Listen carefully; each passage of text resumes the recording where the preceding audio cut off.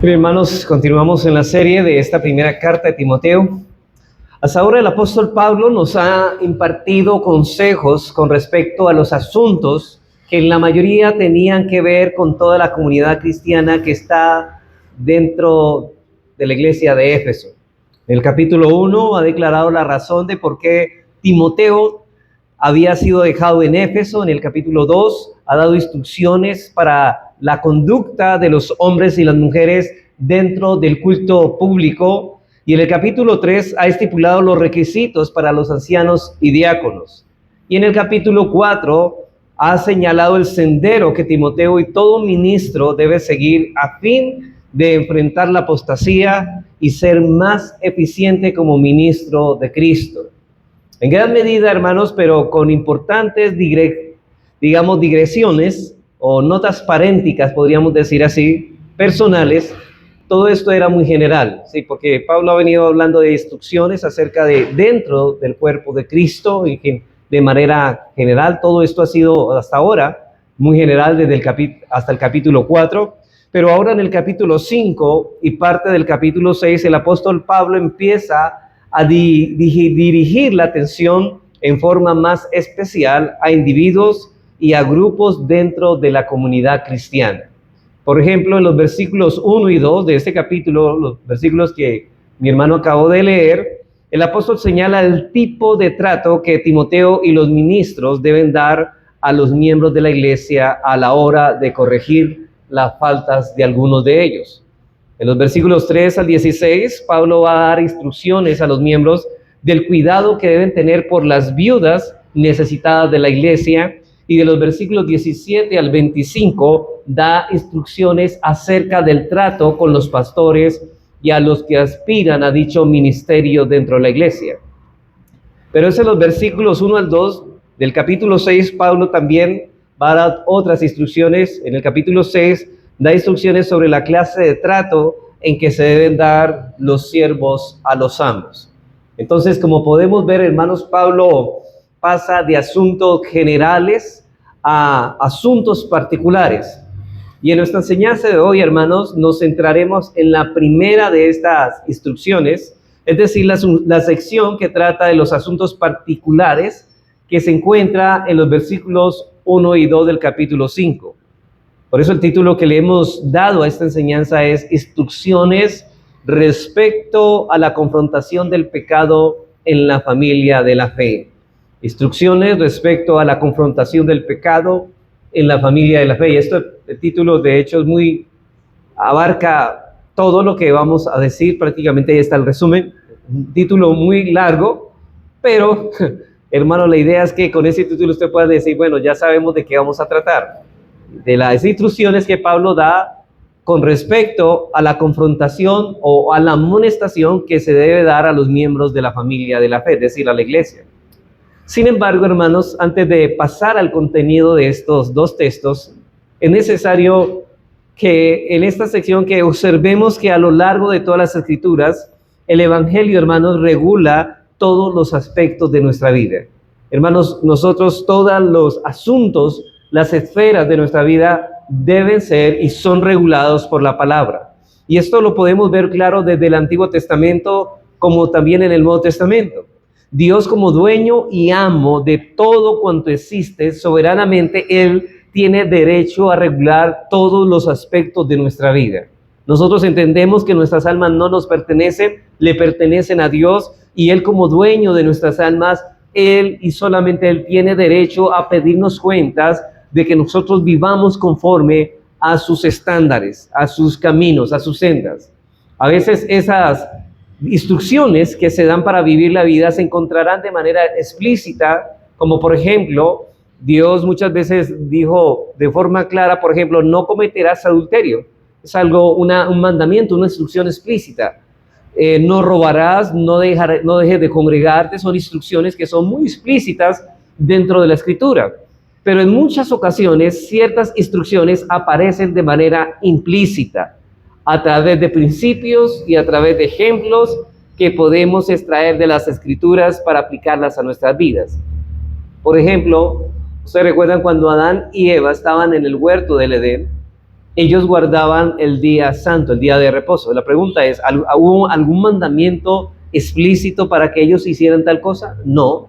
¿Y cómo aprendieron eso? De manera implícita. ¿Cómo fue dada esa instrucción implícitamente? Porque Dios reposó el séptimo día, ellos también deberían imitar lo que Dios había hecho, cesar de su obra. Así vemos un ejemplo de la aplicación implícita o de una instrucción implícita que nosotros debemos tomar, por ejemplo, aunque no está bien clara o dirigida como un precepto.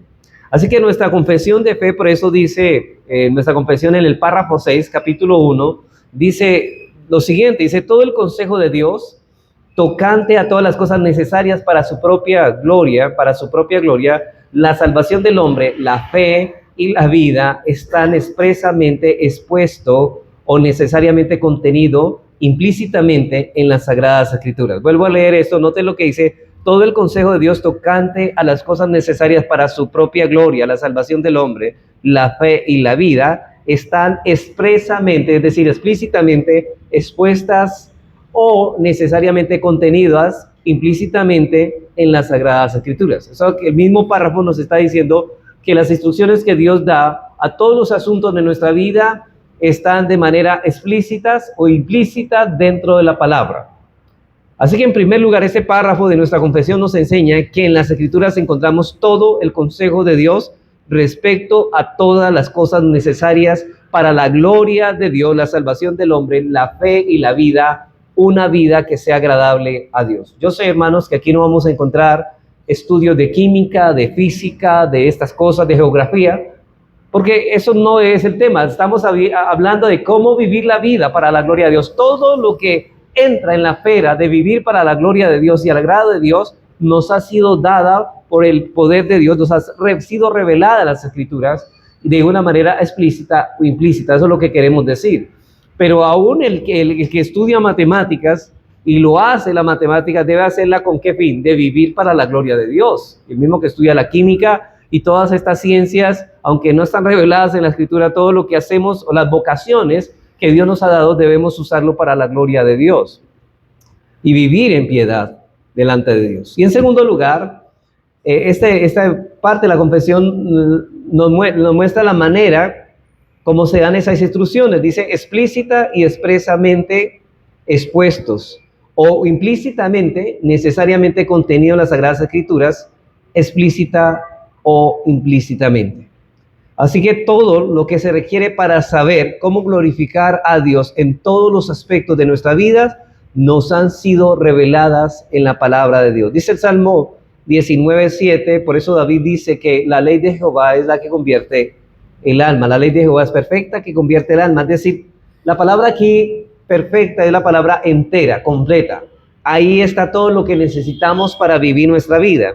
No le falta nada. Y en ella se halla todo lo que necesitamos para vivir una vida que agrade a Dios y muy provechosa para nuestras almas. Ahora, si nosotros preguntamos, ¿cómo hacer para vivir? ¿Qué hago yo para vivir una vida que agrade a Dios y que sea de beneficio y de provecho para mi alma? Yo debo vivir conforme al consejo de Dios revelado en las Escrituras.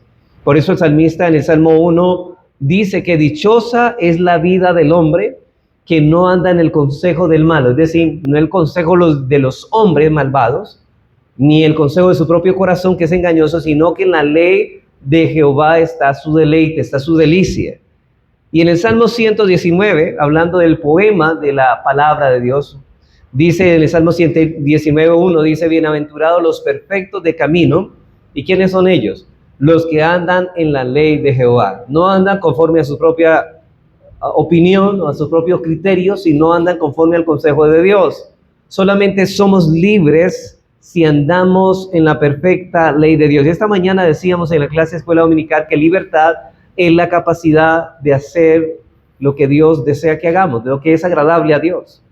Por eso Dios nos libertó del pecado para que pudiéramos vivir conforme a lo que Él ha escrito en la palabra suya. Y esto es una capacidad y es una gracia que a no todo hombre le ha dado. Ahora, si somos creyentes, usted lo tiene, porque todo lo que pertenece a la vida, a la piedad, nos ha sido dada por su divino poder. Y todo eso se encuentra en la palabra. Todo esto que he dicho está estrechamente, precisamente relacionado, hermanos, con la sección que vamos a estudiar. Recuerden que Pablo ha dado a Timoteo instrucciones muy solemnes e importantes en cuanto a la conducta en el culto público, en cuanto a las cualidades de los hombres que son llamados al ministerio, en cuanto a la fe, en cuanto a las falsas enseñanzas, en cuanto a la apostasía, etcétera. Pero como decíamos en este capítulo 5, Pablo da instrucciones que pueden resultar gravosas a los que están acostumbrados a no aplicarlas a su vida. Porque muchas personas no quieren vivir conforme al consejo de Dios, sino conforme a su propia opinión. Piensan que son más sabios que Dios. Por ejemplo, Dios por medio del apóstol Pablo nos da instrucciones en cuanto al trato con los hermanos de la iglesia. Nosotros no debemos tratar a los hermanos como pensaríamos que es mejor tratar a los hermanos, sino como Dios dice que es mejor. Como es el trato de los adultos mayores, cómo debemos tratar a un hermano que es mayor que nosotros, cómo es el trato con los jóvenes. Todo eso está revelado en la palabra de Dios y nosotros, hermanos, no podemos hacer como nos parezca mejor.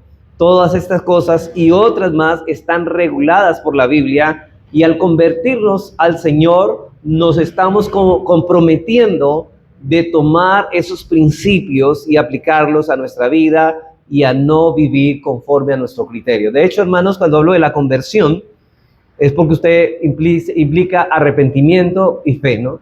Usted ya no se arrepiente de haber vivido su vida conforme a su propia manera y ahora confía en Dios para vivir en la manera como Él nos señala en su palabra. Si no hay eso, no hay conversión, no hay transformación. Por eso es que Pablo, cuando habló de la lucha que tiene contra el espíritu, contra la carne en Gálatas 5, se refiere más específicamente a la lucha de mis criterios personales contra la voluntad de Dios. Más que con esos pecados escandalosos, el creyente lo que más lucha es con hacer lo que a mí me parece mejor con lo que Dios dice, porque muchas veces lo que Dios dice me parece más chocante, nos parece chocante y nos gusta hacer más lo que a nosotros nos parezca más cómodo, y de hecho esa es la lucha del cristiano, pero el cristiano terminará haciendo la voluntad de Dios por encima de cualquier otra cosa. Y esto no es otra cosa, hermanos, que manifestar que somos más sabios que Dios cuando hacemos lo que nosotros queremos. Dice el Señor de manera clara en el libro de Proverbios, el libro de la sabiduría, Proverbios 3:7, no seas, note que esto es un mandamiento, hermanos, no es una sugerencia, es una orden, no seas sabio en tu propia opinión. Teme a Jehová y apártate del mal. ¿Y qué es apártate del mal? Según este texto, según lo que está diciendo aquí, apártate de hacer las cosas a tu manera. Apártate de hacer las cosas como a ti te parece mejor. Más bien no seas sabio, por favor. No peques contra Dios. Dios posee toda autoridad como dueño de nuestras vidas para regular nuestra vida, toda. Y debemos dejar todo orgullo. Y el problema, hermanos, es nuestro orgullo. Debemos dejar todo orgullo que nos hace pensar que podemos vivir nuestra vida a nuestra manera antes de someternos humildemente a la palabra de Dios, o de pensar que nosotros hacemos las cosas mejor que como Dios las hace. Y es que nuestra naturaleza pecaminosa, hermanos, nos quiere arrastrar a hacer las cosas como a nosotros nos parece más conveniente, pero el Espíritu Santo, ¿sabe qué?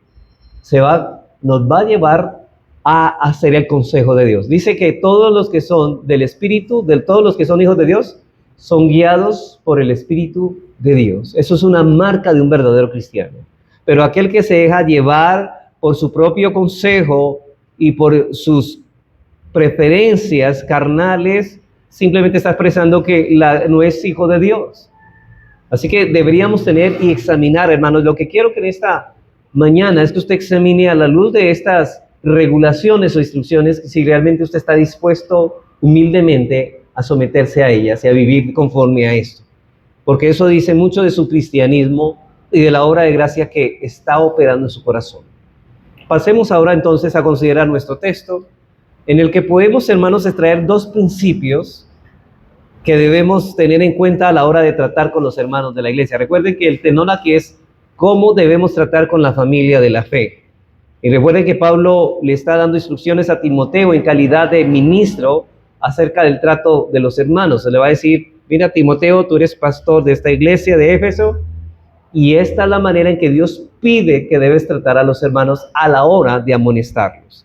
Es decir, esas instrucciones van dirigidas principalmente a los pastores en su trato con los miembros, pero no quiero, hermanos, que eso solamente se vuelva parcialmente para los pastores, sino que también para que todos seamos edificados al relacionarnos mutuamente, porque si esto se aplica para el pastor, en este caso para Timoteo principalmente y todos ministros de la iglesia, también todos ustedes tienen esa responsabilidad en el trato con los hermanos. Ustedes tienen una manera, y la pregunta es, ¿cuál es la manera que Dios dice cómo debemos tratar con nuestros hermanos en la iglesia? Pues vamos a mirar eso. Entonces vamos a mirar a la luz de algunos principios. Vamos a mirar el primer principio que debemos tener en cuenta a la hora del tratar con nuestros hermanos de la fe. Dice el primer principio: en la labor ministerial debemos tratar con todos los miembros de la iglesia. En la labor ministerial debemos tratar con todos los miembros de la iglesia o de la grey del Señor. Pablo dice: no reprendas al anciano, sino exhórtale como a padre, a los más jóvenes como hermanos, a las ancianas como a madres, a las jovencitas como hermanas con toda pureza. Y aquí en primer lugar yo encuentro que los ministros tienen la responsabilidad de cuidar de los jóvenes de la iglesia, de los ancianos de la iglesia. Ellos deben tratar con los hermanos y con las hermanas de la iglesia. Los ministros tienen esa responsabilidad, es decir, que ellos deben tratar con todo grupo de personas dentro de la iglesia, sea mayores que ellos, sean más jóvenes que ellos o iguales a ellos, deben tratar con todos. Todos los hermanos requieren ser pastoreados, no importa el sexo ni la edad. Consecuentemente, los ministros en su labor pastoral, hermanos, deben estar al cuidado de todos. Y esta instrucción no puede ser omitida o desestimada por ningún pastor. Es decir, hermanos, todos aquellos hombres y mujeres que se han comprometido a vivir juntos como iglesia, a ser miembros de una congregación, así como ellos han pedido el privilegio o han asumido el compromiso de ser miembros, de hacer los asuntos de la iglesia suyos y de vivir para la gloria de Dios, ellos también tienen el privilegio de ser pastoreados. Pero ese privilegio es para todos los miembros. Todos los miembros tienen sin excepción el derecho y el privilegio de ser pastoreados. Los pastores en muchas ocasiones sienten, yo creo que, hermanos, y esto es algo que deberíamos observar, cierta cautela al pastorear a cierto grupo de iglesia. Es decir, si un pastor es joven, siente cierta cautela de los mayores porque se imagina que si va a ellos a exhortarles, y hermanos, y no crea que uno de joven exhortar a alguien que es mayor, no es fácil. Y quizás lo que nos imaginamos es que ellos por ser mayores, ellos lo van a ver con desprecio porque él es más joven. Es como si dijera esta persona de más edad: bueno, usted, yo, jovencito, yo soy de más años que usted, ¿cómo me va a decir las cosas cuando yo he vivido más años que usted? Quizás nosotros nos imaginemos esto. Pero si el pastor es una persona mayor, siente cierta prevención de los jóvenes porque se imagina que si va a ellos a exhortarle, no van a recibir su exhortación. Y yo creo que muchos de ellos dirán: bueno, pastor, usted ya tiene bastantes años y usted no entiende a nosotros que somos jóvenes, no nos entiende usted. Tendría que ser jóvenes para que nos entendiera como jóvenes. Quizá eso es lo que nosotros especulamos. Pero por otro lado, los pastores, sean jóvenes o mayores, también pueden sentir cierta cautela para pastorear a las hermanas, porque se imaginan ser rechazados por ellas, ya que por ser nosotros hombres, no entiende lo que les pasa a las mujeres. Muchas mujeres dicen: es que ustedes los hombres no entienden lo que son los problemas de mujeres. Ustedes no conocen nuestro mundo, ustedes son distintos. Y quizá de ese prejuicio nos lleve a no tomar en nuestra labor de pastorear a las hermanas, sean mayores o sean jóvenes. Pero la responsabilidad de Pablo a Timoteo y a todo pastor es que debe pastorearlas, debe estar al cuidado y no descuidar esa labor que Dios ha puesto sobre ellos. Y ante tal conflicto, la iglesia de nuestros días, para solucionar el problema, yo sé, hermanos, que ese es el problema que nosotros estamos señalando, pero ¿cuál es la solución que la iglesia moderna le ha dado a este problema? Bueno, como los jóvenes se entienden con jóvenes y las mujeres con mujeres, con otras damas, entonces hagamos ministerios de jóvenes, ministerios de damas y ministerios de caballeros y ministerios de mayores. Y hasta ministerios de profesionales, para que se entiendan. Entonces, ese conflicto lo que ha buscado, en vez de venir en bien de la iglesia, lo que ha hecho es dividir la iglesia en ciertos grupos homogéneos, es decir, niños con niños. Y ustedes pueden ver en congregaciones que el día del Señor o el día del culto, ¿qué hacen con los niños? Los sacan del culto. Es que el niño no va a entender lo que entienden los adultos. Ellos necesitan un lenguaje igual. Cuéntales historias de David, de Goliat, que eso sí lo va a entender. Pero el niño no está formado en el carácter, simplemente está informándose de relatos históricos que ocurrieron en la Biblia, pero la pregunta es, ¿qué aplicación le dio a su corazón? Por eso es que encontramos, hermanos, en muchas iglesias ministerios de jóvenes, ministerio infantil. ¿Sí ha escuchado esto, no?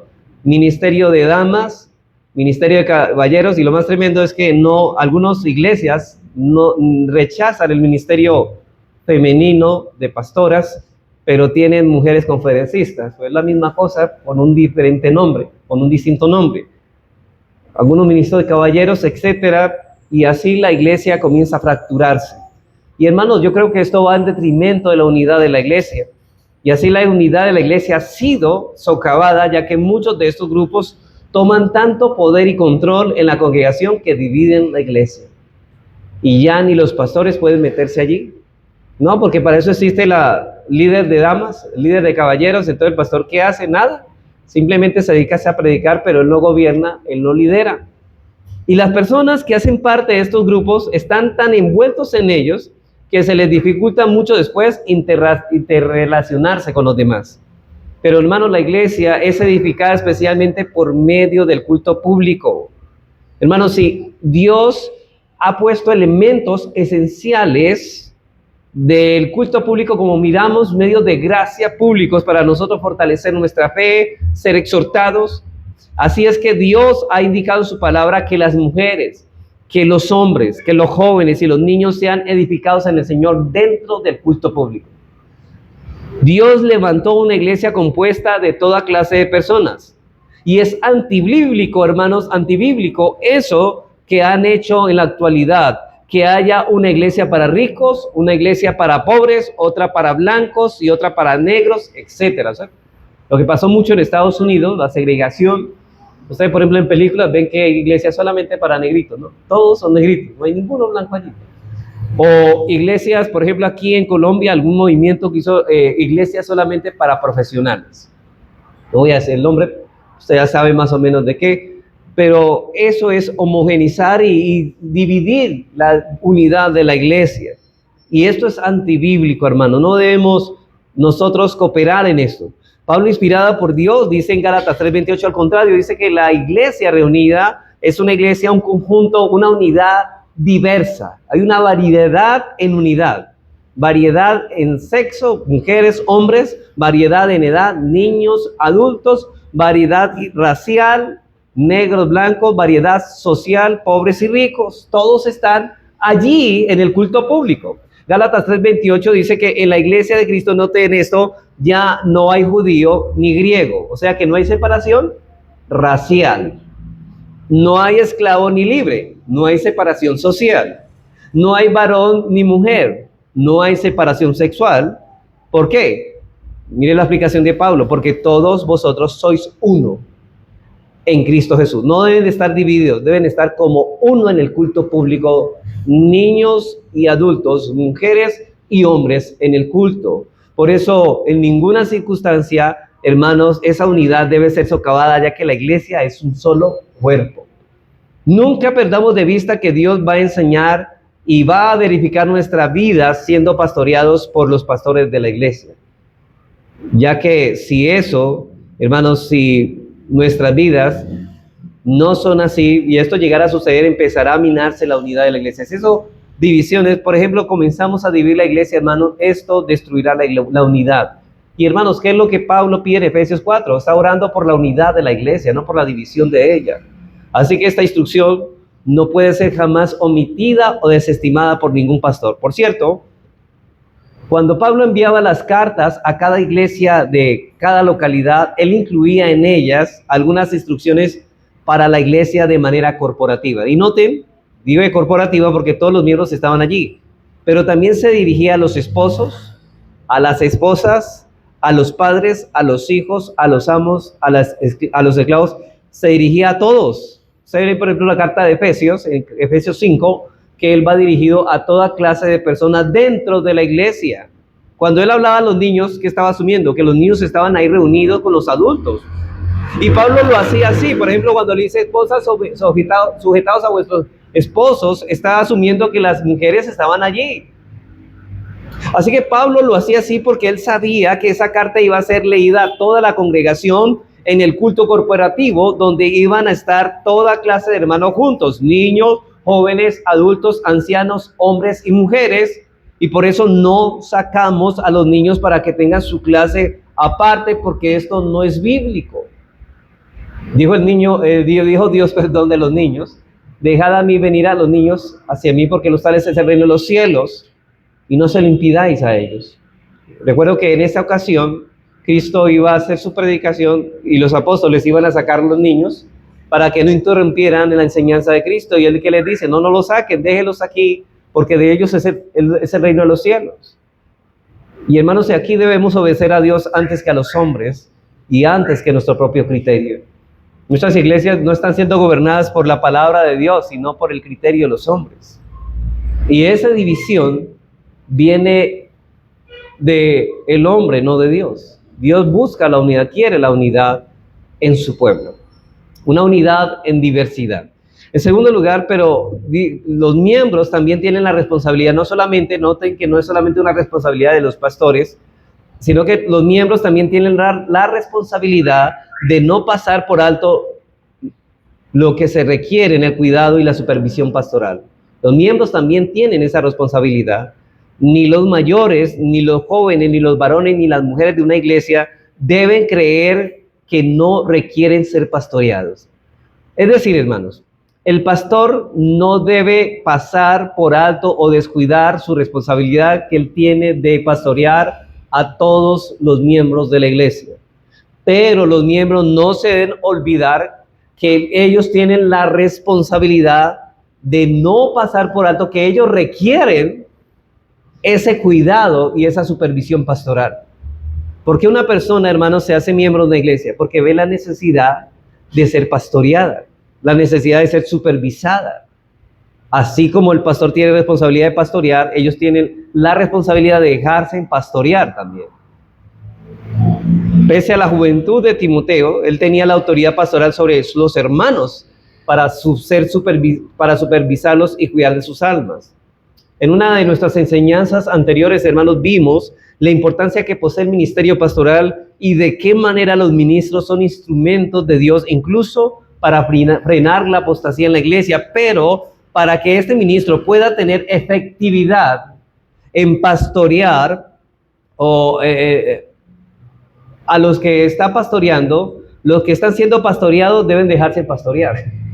O sea, si queremos que, no solamente por un lado es la responsabilidad de que el pastor pastoree a los que tiene bajo su cargo, a los miembros, sino que también para que ese trabajo sea efectivo en la iglesia y la iglesia crezca y madure, es que los que están siendo pastoreados se dejen pastorear.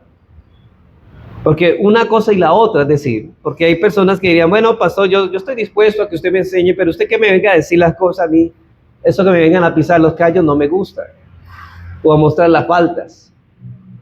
Y hermanos, y de hecho eso es lo que debemos hacer los pastores. Hermanos, cuando usted va al médico, ¿a qué va usted? Al cuidado de su ¿qué? De su cuerpo. Y hay cosas que el médico le va a decir que a usted no le van a gustar.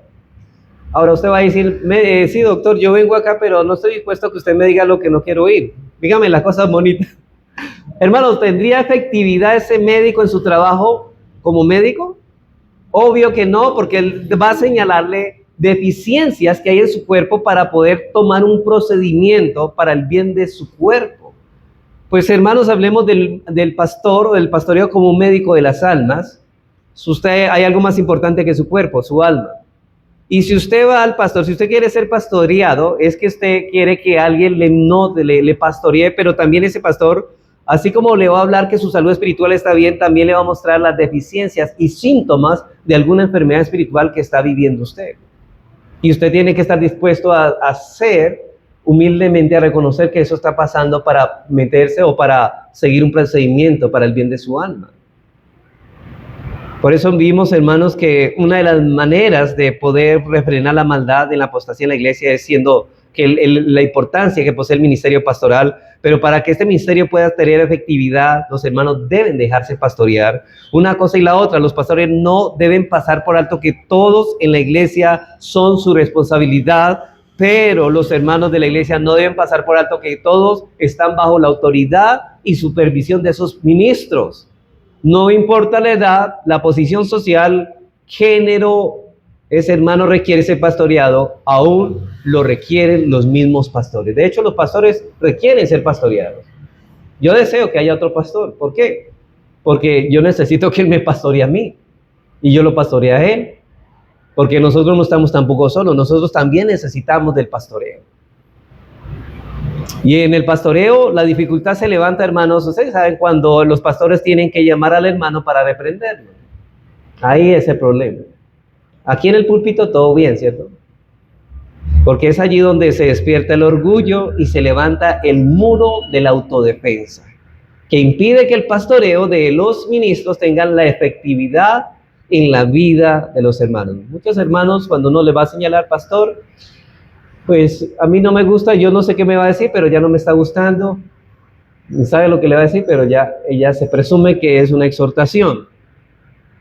Quizás pueda ser que lo que el pastor se imaginaba resulte siendo cierto, es que esa persona, pastor, yo soy mayor que usted, yo he vivido años de mi vida, muchos más años que usted, yo tengo más experiencia y madurez que usted, usted no tiene por qué venirme a decir las cosas. O quizás un joven, ¿no? Pastor, usted no entiende los jóvenes hemos cambiado, ya no somos los mismos de antes, y ahora usted, ¿qué me va a venir a decir? Los tiempos, no, sí, los tiempos han cambiado, sí, pero la palabra de Dios sigue vigente hoy, mañana y para siempre. Y hermanos, y una persona puede tener 80 años, pero ser un niño espiritualmente. Eso lo entendemos. Ustedes recuerdan que Moisés se convirtió o fue un niño espiritual a los 80 años. Y era un niño espiritual.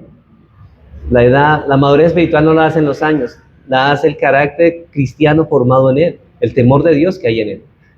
Pero la instrucción que encontramos en la palabra de Dios, en 1 Timoteo 5:12, respecto a los hermanos que de pronto no quieran ser pastoreados, es que, mire lo que dice Pablo en 1 Timoteo 5:12, una exhortación, de hecho muy solemne, dice así: os rogamos, hermanos, que reconozcáis a los que trabajan entre vosotros, es decir, a los pastores, y os presiden en el Señor y os amonestan. O sea que él está implicando, ellos no solamente van a enseñarle, les van a presidir, sino que también los van a ¿qué?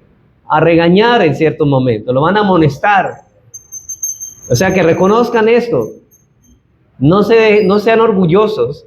Dice versículo 13, y que los tengáis en mucha estima y amor por causa de su obra. Es decir, no esperen tener una conducta animadversiva cuando ustedes son reprendidos. Recuerde que corrige al sabio. Si usted se considera sabio, corrige al sabio y él te amará.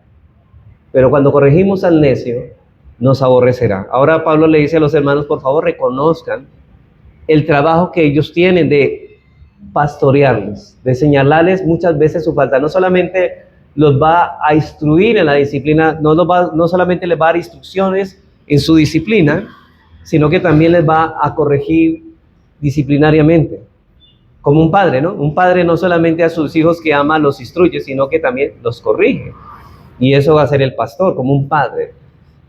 Así que Pablo exhorta a estos hermanos a que sean considerados con sus pastores por causa de su obra. No negamos, hermanos, que los pastores en muchas ocasiones son jóvenes, pero es en la palabra de Dios que se apoya para dar consejo, no es su criterio. Y a fin de que podamos vivir una vida que glorifique a Dios y nos edifique, por eso el salmista decía en el Salmo 119, 98-100, dice aquí: me has hecho más sabio que mis enemigos con tus mandamientos, porque siempre están conmigo. Más que todos mis enseñadores he entendido, porque tus testimonios son mi meditación. Más que los viejos he entendido, dice, aunque él es joven, dice, más que los viejos he entendido, porque he guardado tus mandamientos. Es decir, hermanos, si vivimos según la palabra de Dios, seremos más sabios que nuestros enemigos, que los que tienen experiencia, y más sabios que nuestros maestros. De hecho, ustedes no han notado que a los pastores, ¿cómo se le llama en la Biblia? Se le llama ancianos, porque ellos tienen un grado de madurez espiritual más que los miembros de la misma iglesia que les está pastoreando. Ay, hermanos, cuando a la hora de la iglesia escoger a un pastor, tienen que escoger, no, como vuelvo a repetir, no son los años de vida los que hacen madura a una persona, sino el carácter en Cristo que se encuentra en esa persona. Por eso nuestro Creador, hermanos, sabe que requerimos de ese cuidado de otra persona más madura. Por esta razón ha provisto a pastores a su iglesia, y nosotros no debemos prescindir de ser pastoreados. Eso solo lo podremos hacer, hermanos, cuando entremos en la gloria. Pero aquí estamos perfeccionándonos. Todavía hay muchos errores que debemos corregir y necesitamos ser pastoreados para que nos señalen el camino por donde debemos de andar, pero también aquellas cosas torcidas que están torcidas que necesitamos corregir. Pero mientras estemos en este cuerpo, Dios mortificará nuestro orgullo, manteniéndonos en debilidad y en necesidad, para que nos ayudemos mutuamente en amor, ya que nuestro orgullo es herido cuando somos llamados aparte para ser pastoreados. Hermanos, usted quiere mortificar su orgullo. Cada vez que un pastor lo llame a amonestarlo, lo que va a mortificar ahí es su orgullo. Y ahí vamos a mirar el nivel de orgullo que tenemos. Porque usted mismo se va a evaluar. Si yo tengo una reacción totalmente adversa para ser pastoreado, eso quiere decir cuánto orgullo hay en mi corazón. Dios quiso herir nuestro orgullo de esa forma, y ninguno en la iglesia es suficiente por sí mismo. Entonces, hermanos, como podemos ver, la labor ministerial debemos tratar con todos los miembros de la iglesia. Los ministros deben ocuparse de todos los hermanos, y todos los hermanos deben estar dispuestos a ser pastoreados. El segundo principio: en el trato con todos los hermanos debemos hacerlo de manera correcta. En ese trato con todos los hermanos, que debemos tratar con todos los hermanos, debemos hacerlo de manera apropiada, de manera correcta. Pablo dice en el versículo 1 de nuestro texto, dice: no reprendas al anciano, sino exhórtale como a padre, a los más jóvenes como hermanos, a las ancianas como madres, a las jovencitas como hermanas, con toda pureza. Aquí Pablo no solo nos dice, hermanos, que debemos tratar con todos los hermanos, sino nos dice también la forma apropiada en que debemos tratarlos. Y es claro que Pablo no está diciendo aquí que en el momento, hermanos, de confrontar a algún hermano de manera pastoral, debemos tener presente la edad y la condición de cada miembro. Él dice, bueno, debemos tener más bien presente la edad y la condición de cada miembro. Los que van a amonestar deben tener esto presente. Eso es lo que Pablo dice en Romanos 15:14. Dice: pero estoy seguro de vosotros, hermanos míos, de que vosotros mismos estáis llenos de bondad, llenos de todo conocimiento, de tal manera, note aquí la manera de amonestar, de tal manera que podéis amonestaros los unos a los otros. Pero hay una manera apropiada. ¿Cuál es la manera apropiada? Que seamos llenos de ¿qué? De bondad, de amor. Que estemos llenos de conocimiento. Eso debe estar en nosotros. O sea que para amonestar debemos prepararnos para hacerlo de manera apropiada.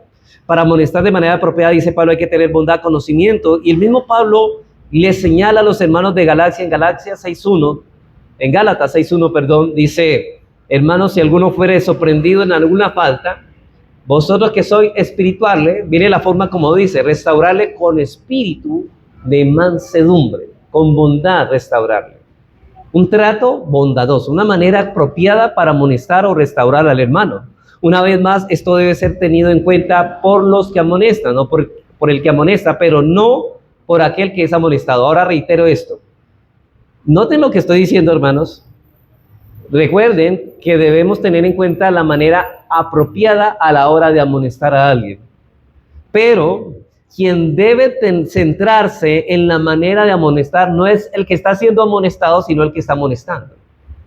Sí, porque puede ser un hermano que diga: el hermano no amonestó con amor, le faltó amor cuando me amonestó y por eso no acepto la amonestación. No, hermano. El trato y la manera como debemos amonestar, quien debe preocuparse por eso es el que está amonestando y no el que está siendo amonestado. Es decir, un hermano que está siendo amonestado no debe poner tanto cuidado en la manera como la amonestación ha sido realizada. Porque yo sé, hermanos, que va a pasar, muchos hermanos lo molestan, pastor, a usted le faltó amor cuando lo dijo, a usted se le notó la rabia. Pero noten que ellos están más preocupados por la forma en cómo se dirigía la amonestación que la amonestación misma. Él lo que le preocupaba era cómo me van a decir las cosas. Vamos a ver si él aplica lo que ha enseñado. No, momento, hermano. Usted no le debe importar la manera. Si usted está siendo amonestado, lo que le importa a usted es la amonestación que se le está dando. No tanto la manera como se está amonestando su vida. Pero ahora, en mi caso, el que está amonestando, sí debe preocuparse por la manera que lo está haciendo. Yo quiero aclarar eso, para que un día de eso no vaya a salir un hermano con semejante desconsideración, porque eso es desconsiderar el ministerio y al ser amonestado, sino más bien esta persona debe estar centrada al contenido de esa amonestación. Debemos más bien preguntarnos, hermanos, si usted está siendo amonestado, usted debería preguntarse, bueno, ¿esa amonestación es justa o no? Pero eso no elimina el hecho que en el momento de amonestar a algún hermano debemos hacerlo apropiadamente, los que estamos amonestando. Ahora, no digo, hermanos, porque yo como pastor, yo debo hacerlo con los miembros, pero usted en algunas ocasiones, como hermano en la fe, tiene que llamar a su hermano a solas y también exhortarle. Si algún hermano peca delante de ti, llámalo tú y estando solo y amonéstalo. Y el hermano que esté amonestando, fíjese en la manera como lo está haciendo. Pero el hermano que está siendo amonestado, hermano, olvídese de la manera. Preocúpese por el contenido de la amonestación. ¿Sí me estoy haciendo entender, hermano? ¿Cierto? Por eso Pablo da instrucciones a Timoteo cuando él se dirija a los hermanos de la iglesia. Él da instrucciones claras. Él debe hacerlo apropiadamente, principalmente cuando ellos necesiten ser amonestados. La idea aquí es que Pablo da instrucciones a Timoteo cuando él se dirija a los hermanos de la iglesia. Él debe de hacerlo apropiadamente, pero principalmente cuando ellos deben ser amonestados. Y aquí podemos, de estos dos versículos que hemos leído, de nuestro texto, podemos extraer dos enseñanzas. En primer lugar, la primera enseñanza que deseo señalar es esta. En primer lugar, que debemos tratar con los hermanos de la fe como si fueran parte de nuestra familia de sangre. En primer lugar, debemos tratar con los hermanos de la fe como si fueran nuestra familia de sangre. Bueno, hermanos, aquí yo quiero aclarar, si usted trata mal a su familia de sangre, la idea no es esa. La idea es que sienta familiaridad de la manera apropiada, como si fueran su propia familia. Y de hecho, hermanos, nosotros decimos que la familia de la fe es familia. Y debemos tratarlos como nuestra familia.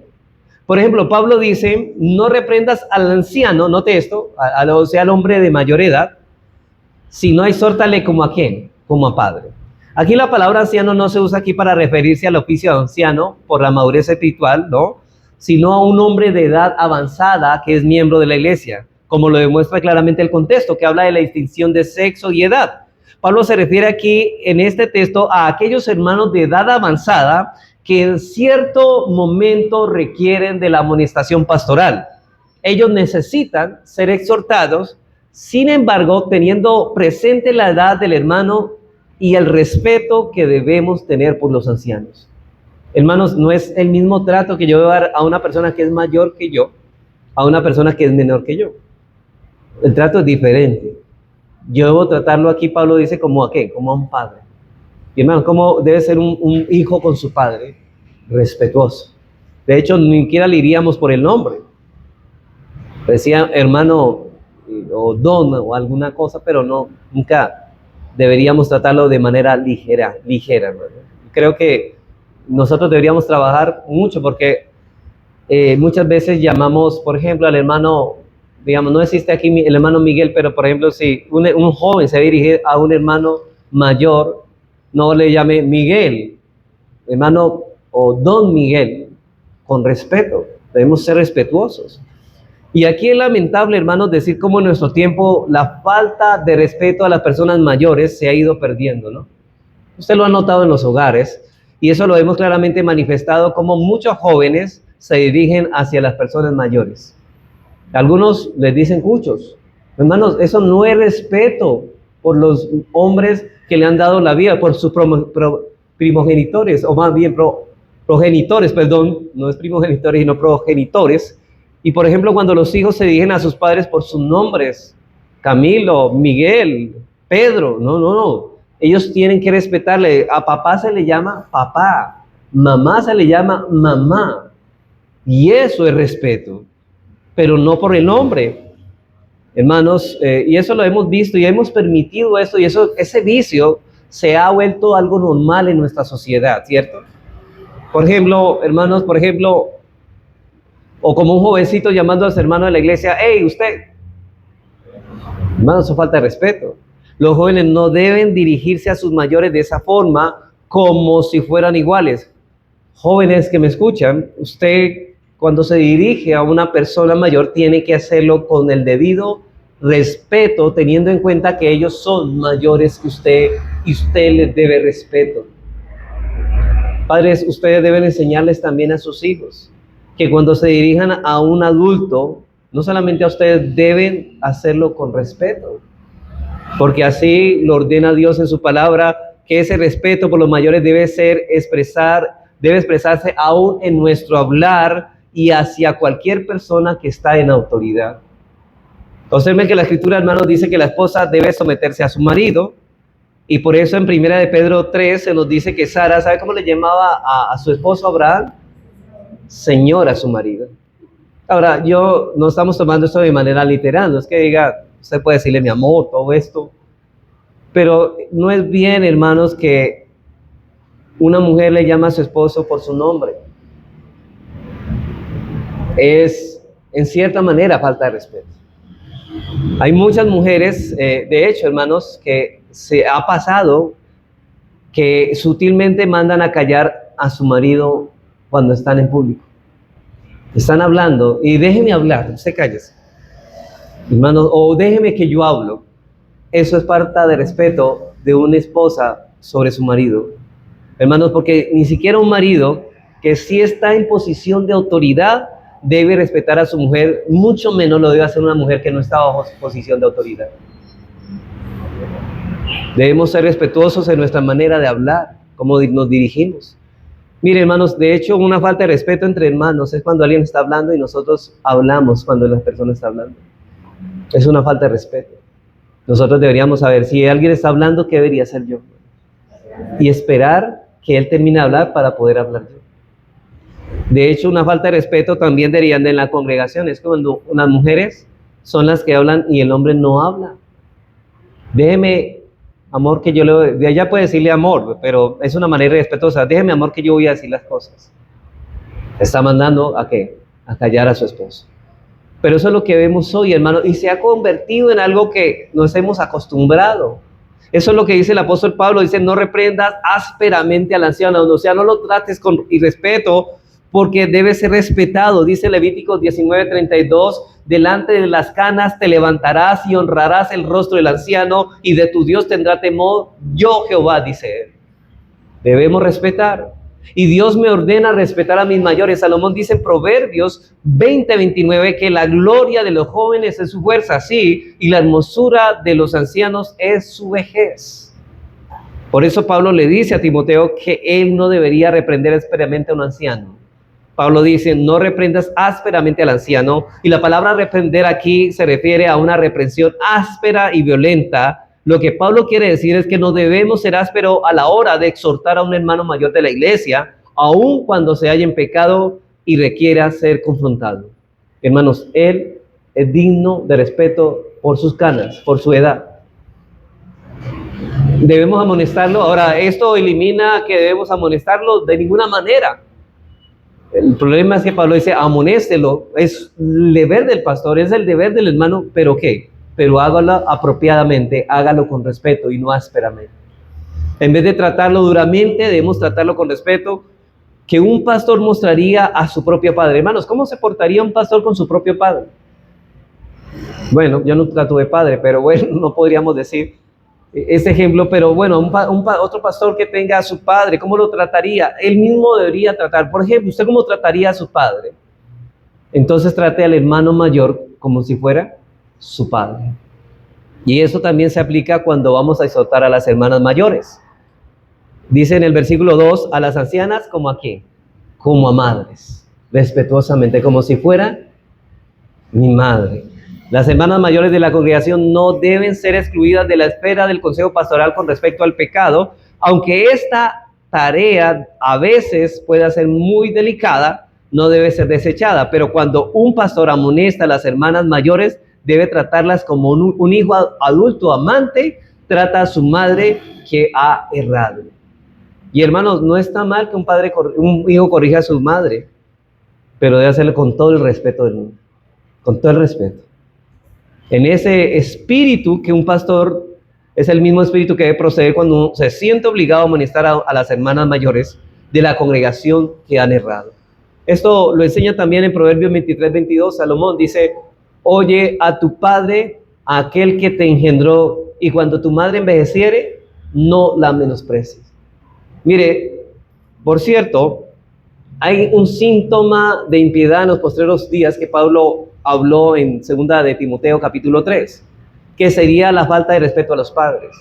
Hay muchos que creen, y esto lo digo, hermanos, porque que como ya se casaron y no viven bajo el techo de su padre, entonces pueden hablarle irrespetuosamente a sus padres. Pero hermano, déjeme decirle que esto va en contra de la palabra de Dios. Así usted ya se haya casado, tenga una chorrera de hijos y viva aparte y usted no tiene derecho de irrespetar a sus padres. Usted debe tratarlo con el mismo respeto como los trataba cuando vivían con usted, porque siguen siendo sus padres.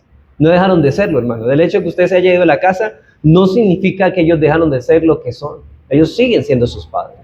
Aunque no son autoridad primaria ahora, pero son sus padres. Ahora la autoridad es su esposo, ¿no?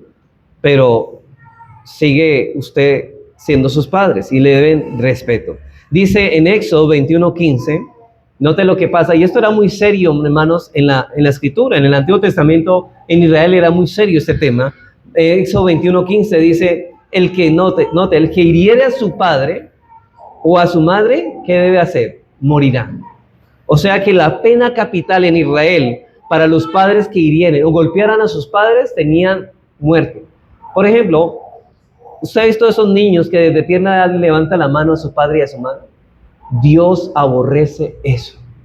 Ese niño, un padre no debe permitir que su hijo, le levante la mano. Hay niños que cuando están bravos levantan la mano, hermanos. Dice la Biblia, ese niño debe morir. Ahora, nosotros no aplicamos esto aquí en el Nuevo Testamento, ¿no? Obviamente había una teocracia en Israel y la ley se aplicaba.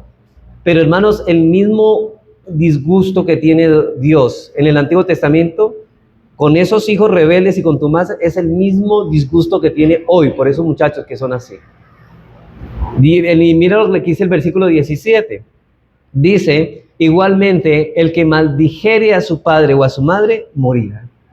Y hermanos, si una maldición es hablar mal de los padres, cualquiera que pronuncia palabras malas contra su padre, también dice Dios, ese joven debe morir.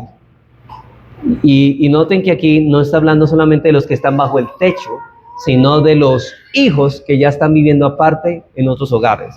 En el Antiguo Testamento entonces se aplicaba a Israel la pena de muerte a los hijos que no respetaban a sus padres. Nosotros tenemos por naturaleza, hermanos, una propensión, y ustedes lo han visto, hermanos, un sesgo a menospreciar a las personas mayores. Ahora bien, observen que aquí Pablo conserva un maravilloso equilibrio. Es esto. Pero por una parte, Pablo desea que los hermanos mayores sean tratados con el debido respeto. Timoteo debe amonestar al anciano como si fuera su padre, como su propio padre. Pero por otra parte, Pablo no quiere que Timoteo pase por alto a los hermanos mayores, permitiéndoles seguir con sus pecados. Timoteo como pastor debe amonestar al anciano. El respeto se le debe, pero debe ser amonestado. La Escritura registra que Moisés empezó a caminar con Dios a sus 80 años. Es decir, que la edad de una persona no lo justifica para no crecer en la gracia y en la madurez cristiana. Y para que él madure y crezca en la santidad, necesita ser pastoreado, necesita ser amonestado por un pastor. Ellos también deben trabajar en esos hábitos pecaminosos. Por tanto, no deben sentirse ofendidos cuando un pastor los exhorte llamándolos aparte. Como dice Pablo, no reprendas al anciano, sino exhórtale como a padre. Pero hazlo, Timoteo, con respeto, sí, hazlo. Pero no dejes de hacerlo porque él también necesita crecer en la santidad. Él puede tener 80 años, pero ser un bebé espiritualmente. Y necesita crecer. Y el verbo exhortar que usa Pablo aquí significa llamarle aparte. Y eso es importante, eso lo vimos en Mateo 18:15, ¿cierto? Si tu hermano peca delante de ti, llámalo tú y estando solos. Y ahí no solamente habla de los pastores, sino le dice a toda la iglesia. Todos los miembros de la iglesia tienen ese deber de llamar aparte y amonestar a tal persona. ¿Y por qué, hermanos? Como decía, hermanos, mire, hermanos, aquí la raíz de la murmuración dentro de una iglesia que hace mucho daño es cuando una persona no llama aparte al hermano para exhortarlo, cuando tiene que exhortarlo, y es su deber, no es algo que no sé si exhortar al hermano, yo no quiero meterme en problemas, porque muchos piensan así. No, si mi hermano peca delante de mí, ¿qué debo hacer? Llamarlo a solas y reprenderlo. Ahora, ¿qué pasa cuando un hermano, un creyente, no reprende a su hermano? Está tentado, hermano, fuertemente a murmurar del hermano. ¿Sabe qué va a hacer esa persona? Como no se lo dijo a él, va a comenzar a decírselo a otras personas que no están implicadas en el problema, que no tienen nada que ver con el problema. Hermanos, queremos mortificar el pecado de la murmuración. Usted dice, sí, pues hermano, cultiven virtudes piadosas. ¿Qué van a cultivar? Tengo que amonestar a mi hermano, porque si no, voy a caer en murmuración. Hay que dejar una cosa y hacer otra. Esa es la manera de fomentar el amor. Esto se llama parte con el propósito. Ahora, ¿con qué propósito? De alentar, consolar y exhortar, rogar, apelar o amonestar. Para eso es ese llamar aparte, para hacer esto. Y es obvio que este último, amonestar, es predominante en el pasaje que Pablo está utilizando. Es llámelo aparte para reprenderlo. Y los pastores no deben sentir miedo a los mayores. Ellos deben llevárselo aparte, amonestarle con respeto, como si fueran sus padres, pero deben hacerlo. Esto es lo que Dios ha ordenado en su palabra, y eso es lo que los pastores deben hacerlo de la manera como Dios manda, pero deben hacerlo. Y la pregunta es, bueno, si esto trata de los hermanos mayores, ¿cómo debemos tratar a los hermanos más jóvenes? Si al anciano como un padre y a los hermanos mayores como una madre, ¿cómo debemos tratar a los jovencitos? Bueno, dice Pablo, a los más jóvenes como a hermanos y a las jovencitas como hermanas. Y obviamente asumiendo que usted trata a sus hermanos de sangre de una manera apropiada, ¿no?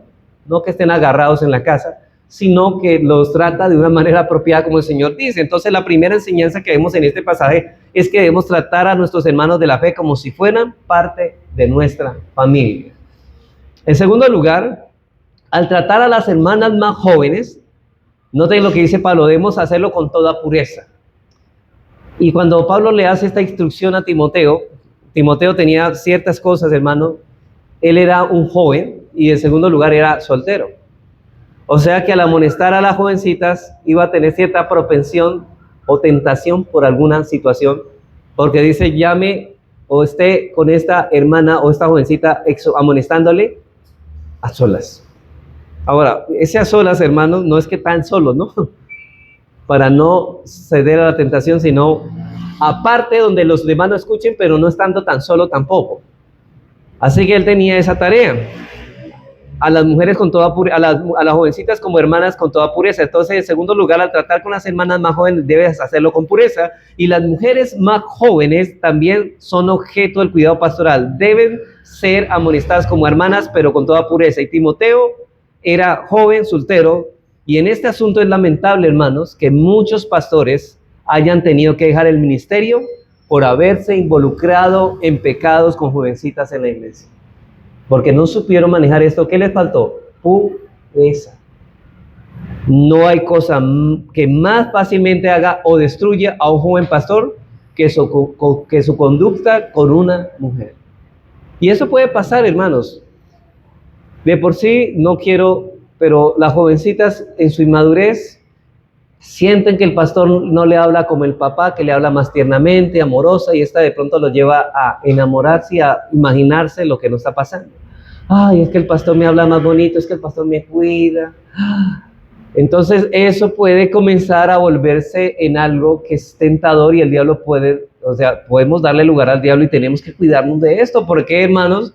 Ustedes han visto en este año testimonios de un pastor que cayó, o más bien, que tuvo una relación con una jovencita. Mucho mayor, o mucho menor que él más bien. Pero los pastores deben de tratar con las hermanas jóvenes, pero ahora, el hecho de que pase esto no es que no debemos tratar con las jovencitas. Obviamente, todo grupo de personas en la iglesia debemos pastorearlas, inclusive las jovencitas, pero Pablo hace esta observación, por eso él se cuidó de no pasar por alto, pero por favor, pastores, y los que van a amonestar a una jovencita, háganlo con pureza. Aquí no vamos a decir, no, por eso es que necesitamos pastoras para que traten con el tema de las mujeres. No nos vamos a inventar esto, hermanos, vamos a hacerlo. Y oren por los pastores para que lo hagan con la mayor solemnidad y con la pureza. Y las solteras deben verse pastoreadas de la misma manera apropiada como por los pastores de la iglesia. Pero cuando un pastor va a amonestar a una hermana más joven, ese pastor debe tener presente los principios de decoro, y las hermanas también a la manera de vestirse, que no sea tentación, los principios de modestia, pudor y la decencia al hablar. La mujer no debe ser en su mirada seductora, es decir, debe hacerlo con toda pureza. Así como el pastor que va a amonestar, como la jovencita que va a ser amonestada. Y padres, ustedes desde ahora, de estas niñas, deben amonestar, deben instruirlas en esto. Que ellas no tengan un rostro tentador en su forma de hablar, en su forma de ver a otra persona. Es decir, debe hacerlo con toda pureza, y esto es para todo pastor cuando va a amonestar a las hermanas más jóvenes de la iglesia, debe ser puro, hermanos. Bueno, hermanos, para concluir, podemos ver claramente que la palabra de Dios nos da lugar, o no da lugar, hermanos, a nuestros propios criterios, ¿cierto? Todo lo está regulando aún el trato con los hermanos. Así que en esta breve sección tenemos un cuadro equilibrado de la responsabilidad que tienen los pastores de tratar con los hermanos de la iglesia. Ninguno de ellos debe pasarse por alto del cuidado pastoral, pero al llevar a cabo esta labor, el pastor debe considerar la edad, o más bien, debe considerar la edad, la condición de cada uno, y a la hora de tratar con las hermanas más jóvenes, debe hacerlo ¿con qué? Con toda pureza.